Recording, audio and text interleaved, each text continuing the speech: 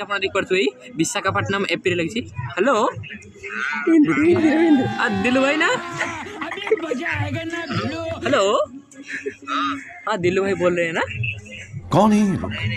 दिलू भाई मैं आपके पोता बोल रहा था।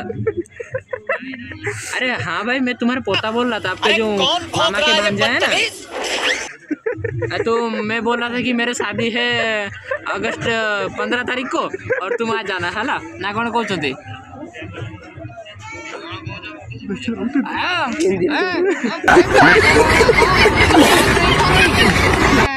मैं LIC ऑफिस से फोन किया हूँ।